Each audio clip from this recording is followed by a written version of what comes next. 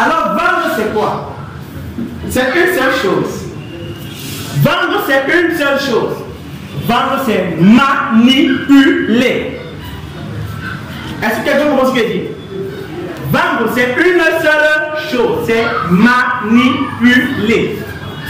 Au quotidien, nous sommes manipulés par tous ceux qui vendent tout type de produits là dehors. La manipulation est de taille. Tous ceux qui n'aiment pas manipuler les gens là, tous ceux qui ont peur de la manipulation, du mot manipulation, en fait, s'il vous plaît, mourrez. Parce que si tu ne vends pas, tu meurs. Que tu sois chef d'entreprise, que tu sois employé dans une entreprise, que tu sois commerçant, que tu sois entrepreneur, que tu sois peu importe ce que tu veux être, il faudra à un moment donné que tu manipules les gens. En fait, même pour te mettre avec ta copine, il faudra que tu manipules son cerveau pour qu'elle comprenne que tu es l'homme parfait, l'homme qu'il faut pour elle, l'homme avec qui elle doit cheminer, l'homme avec qui elle va réussir. En fait, tu es en train de vendre à ta copine. Est-ce que vous comprenez?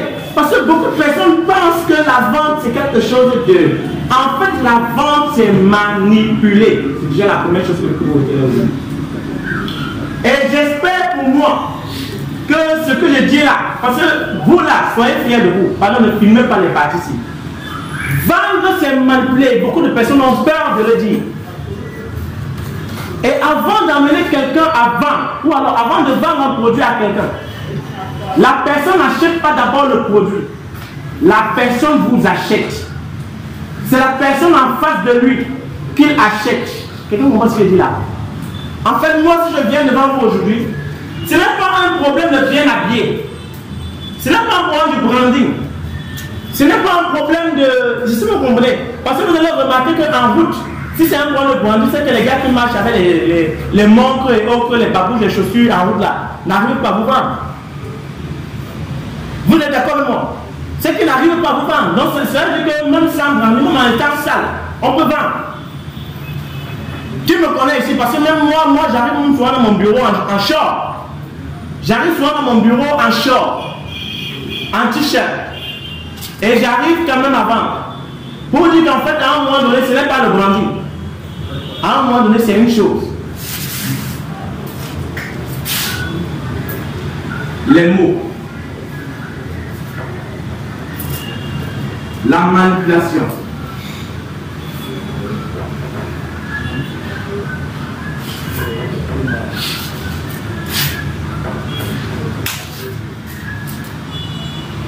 Les mots, je n'ai pas dit bavarder.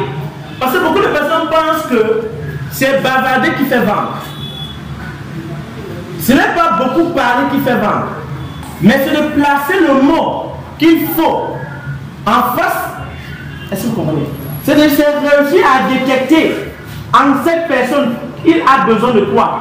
Et quel est le mot que je vais utiliser pour l'amener à acheter le produit que j'ai avec moi.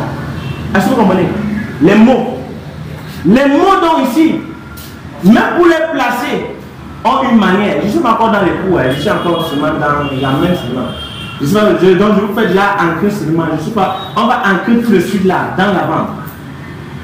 Parce qu'on vous a seulement dit PDG de MG Group. Et je n'aime pas qu'on me présente comme ça. Moi, je ne me présente pas comme ça. C'est vrai, parce qu'il faut seulement parler. Je suis PDG de MG Group. Je suis DG de nos projets SAS. Le chef du groupe public là. C'est moi son fondateur. Je suis président fondateur de l'association ASOLA. Je suis consultant, bon bref, je suis investisseur, je suis actionnaire dans plusieurs boîtes. Vous comprenez un peu? Donc quand on me présente PDG de MG, c'est comme si on me réduisait. Je préfère qu'on dise même que mauvais gestion entrepreneur. Parce que je fais tout. Ce que je fais, je vois, je fais. Et ce que je ne vois pas, je crée. Du moment où ça doit me donner quelque chose de plus. Est-ce que vous comprenez ce que je dis? Donc, aujourd'hui, avant d'entrer maintenant dans le vrai cours, vous faites sortir avec les éléments de la vente. Maintenant, je vais déjà que vous compreniez qui je suis réellement. Je suis consultant en développement de stratégie commerciale en entreprise. D'accord? Consultant en développement de stratégie commerciale en entreprise. J'ai travaillé pendant 4 ans comme cadre commercial à Sana Company. J'étais directeur commercial. Ensuite, j'ai créé une entreprise de placement de personnel commercial. Actuellement, je suis formateur du personnel commercial à l'application 5 du cabinet G Entrepreneur. Je suis je suis responsable du placement de personnel commercial à Runel Cosmétique. Je suis responsable du placement de personnel commercial à Solar Group, en fait à l'industrie, qu'est-ce que je dis, à la compagnie qui fait la vente de Solar Group. Ici, parce que je suis aussi investisseur à Solar Group. Qui connaît Solar Group? Qui connaît Platinum? Bref, je suis dans le plan. Et les seules choses, vendre ne demande pas d'avoir un diplôme. Vendre ne demande pas d'avoir un bac plus 18. Mais vendre demande d'avoir deux choses. Je vous ai parlé tout à l'heure de manipulation. On va garder le contexte de manipulation. D'accord les gars? On va garder la manipulation à côté. Est-ce que vous comprenez? Et on va parler maintenant des deux choses que la vente demande. La vente demande au vendeur d'être courageux. D'être courageux. Et quand je parle de courage ici, je pense à quelqu'un qui n'a plus peur, qui a la maîtrise de l'art oratoire.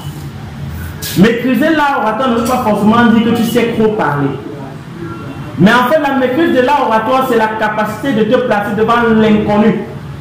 Et lui dire ce que tu as envie de lui dire au moment où tu dois lui dire, parce que tu dois lui pousser à acheter le produit que tu lui présentes. Est-ce que vous comprenez ce qu'il dit? C'est ça, maîtriser l'art oratoire.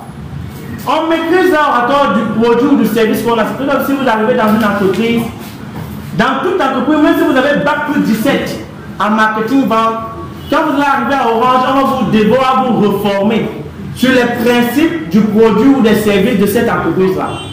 Et si vous quittez cette entreprise pour une autre entreprise, on va encore vous former. Pourquoi on vous forme alors que vous êtes expert en vente? On vous forme parce qu'il faut que vous maîtrisez les mots qu'il faut en fonction du produit ou du service que vous devez présenter aux autres pour qu'ils achètent. Est-ce que vous comprenez un peu? Donc en réalité, la vente demande d'avoir du courage, mais surtout de maîtriser, la maîtrise. De maîtriser le produit qu'on présente ou le service qu'on demande. Maîtriser. Beaucoup de personnes pensent qu'ils peuvent vendre n'importe quoi. Désolé. Retenez aujourd'hui que pour vendre tout type de produit ou tout type de service, il faut d'abord maîtriser le produit ou le service. Moi, je suis déjà dans mon cours. Il faut maîtriser le produit ou le service. Donc, c'est-à-dire, si vous avez un projet, il faut pouvoir maîtriser votre projet si vous voulez le vendre aux gens. Il faut maîtriser ce projet du début jusqu'à la fin. Du début jusqu'à la fin. C'est-à-dire être capable, même si vous ne maîtrisez pas les phases techniques du projet, il faut être capable de présenter les avantages du produit ou du service. Les avantages. Parce qu'en fait, les gens ne vont pas acheter le produit parce que vous êtes seulement venu leur dire que voici le produit qui va faire ça, c'est bien, achetez. Ils achètent. Non. La personne qui achète, achète parce que tu as su lui présenter les avantages de ton produit ou de ton service. C'est-à-dire, ne mettez pas toujours en avant le produit qui est beau ou l'emballage qui est beau. Non.